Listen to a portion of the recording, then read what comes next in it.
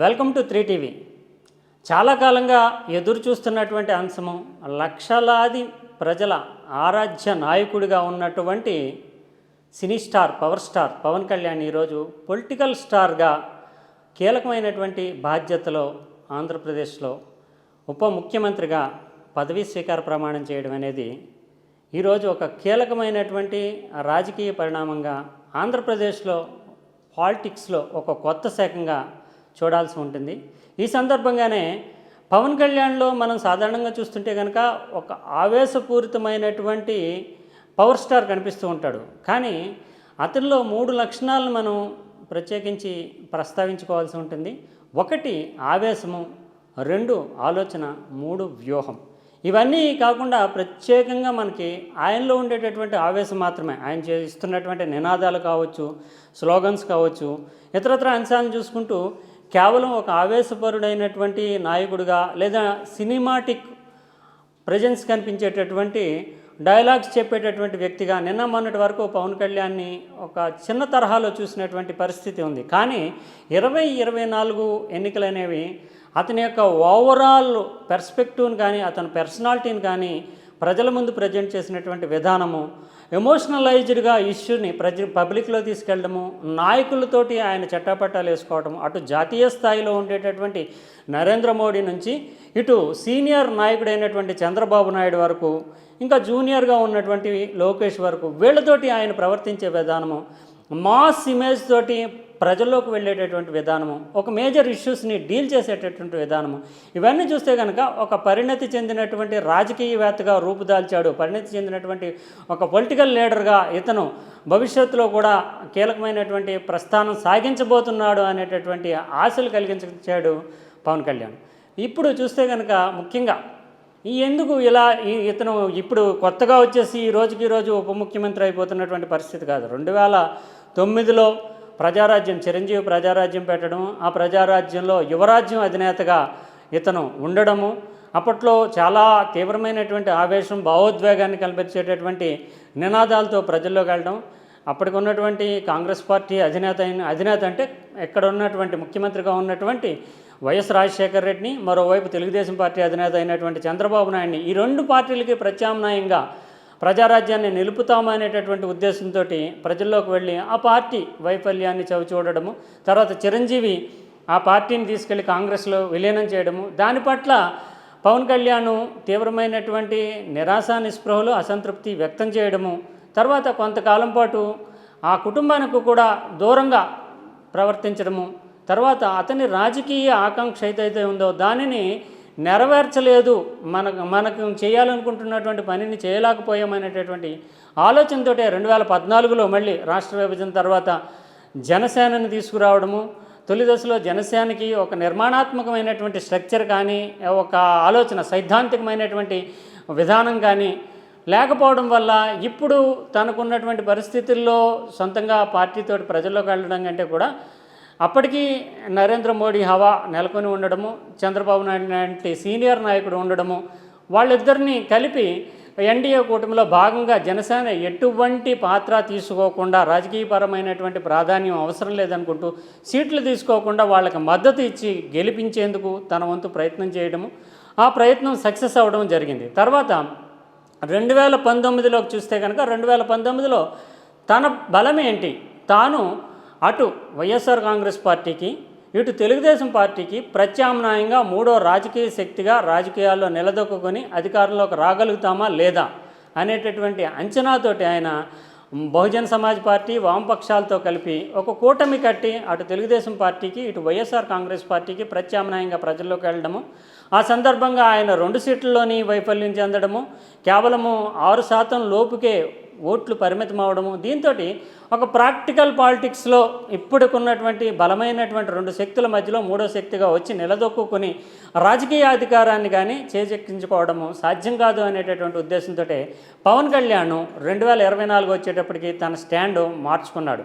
ఇది చాలా వ్యూహాత్మకమైన, ఎంతో ఆలోచన కలిగినటువంటి నాయకుడు మాత్రమే తీసుకోగలిగినటువంటి పరిణత నిర్ణయంగా మనం చూడాల్సి ఉంటుంది. ఎందుకంటే 2019లో ఆయన అధికారంలోకి రాకపోయినప్పటికీ ఒక 15 నుంచి 17 స్థానాల్లో జనసేన గెలిస్తే కనుక 10% సీట్లతోటి అసెంబ్లీలో జనసేన సిద్ధాంతాలని పాలసీని వివరించవచ్చు, ప్రజల్లో ఒక ఉత్సాహాన్ని తీసుకొచ్చి తర్వాత 2024కి ఒక ప్రత్యామ్నాయంగా మారొచ్చు అని అనుకున్నాడు. కానీ అది సాధ్యం కాదు అని తెలిసిన తర్వాతనే 2024లో సెంటర్ ఆఫ్ గుడ్ కింద అటు వైఎస్ఆర్ కాంగ్రెస్ పార్టీ అధినేత జగన్ని, ఇటు చంద్రబాబు నాయుడిని చూసుకుంటూ సెంటర్ ఆఫ్ గుడ్గా చంద్రబాబు నాయుడిని మద్దతు ఇస్తేనే బాగుంటుంది, అంతేకాకుండా తన రాజకీయ ప్రాధాన్యం కానీ తన రాజకీయ ప్రాముఖ్యం భవిష్యత్తు కూడా కీలకమైనటువంటి దశకు చేరుతుంది అనేటటువంటి ఉద్దేశంతో పవన్ కళ్యాణ్ ఆ నిర్ణయం తీసుకుంటూ ఈ పార్టీ కూటమిని గెలిపించడంలో అత్యంత కీలకమైనటువంటి వ్యక్తిగా, ఒక రకంగా చెప్పాలంటే గేమ్ చేంజర్గా మారాడు.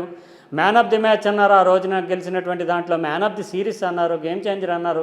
చాలా ట్రంప్ కార్డుగా తురుపు ముక్కగా చేశాడు. అంతేకాకుండా ఆయన ఈ కూటమి కట్టినటువంటి ప్రతి పరిణామము ప్రతి క్రమము కూడా చాలా కీలకమైనటువంటి ఘట్టంలో ముందు నుంచి గడిచిన 2 సంవత్సరాలుగా కూడా వైఎస్ఆర్ కాంగ్రెస్ పార్టీకి వ్యతిరేకంగా ఉన్నటువంటి ఓట్లు చీలకుండా సీట్లు తగ్గకుండా చూస్తాను అంటూ బీజేపీకి తెలుగుదేశం పార్టీకి సంకేతాలు ఇచ్చాడు. ముందుగా బీజేపీతో పొత్తు కుదుర్చుకున్నాడు.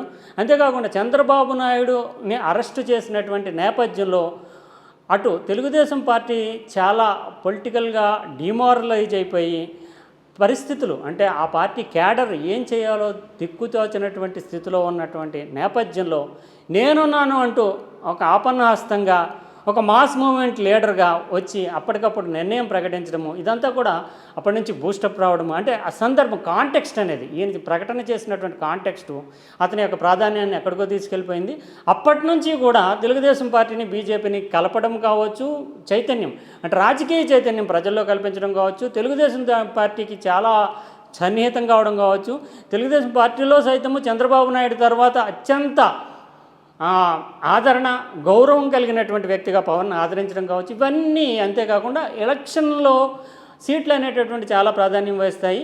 చివరి దశలో సీట్ల పంపకము కేటాయింపుల్లో సైతము తాను రాజీ పడుతున్నాను, త్యాగం చేస్తున్నాను అనేటటువంటి ఒక భావాన్ని ప్రజల్లోకి పంపిస్తూ కేవలం 21 సీట్లకే పరిమితమవుతూ బీజేపీకి కొన్ని ఎంపీ సీట్లలో తనకు ఇచ్చేటటువంటి ఒక సీటుని త్యాగం చేయడము, ఎమ్మెల్యే సీట్లలో సైతం 3-4 వదిలేసుకుని బీజేపీకి కేటాయించడము, అంటే తెలుగుదేశం పార్టీకి ఉండేటటువంటి ఆ బలాన్ని తగ్గించకుండానే తనకు వచ్చేటటువంటి బలంలోనే బీజేపీకి కొంత త్యాగం చేసి తగ్గించడము.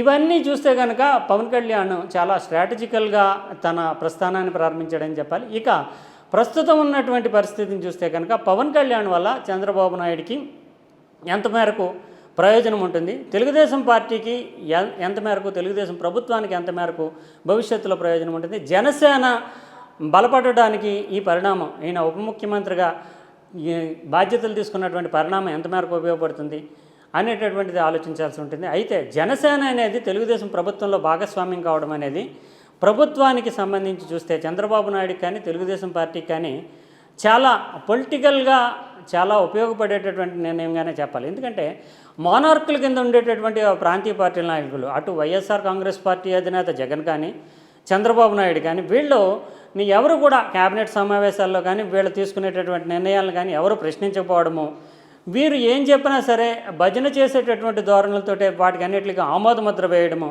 ప్రజల కోణంలోంచి ఆలోచించకపోవడము, పర్యవసానాలను చెప్పకపోవడము ఇలాగా జరుగుతూ వస్తూ ఉంటుంది.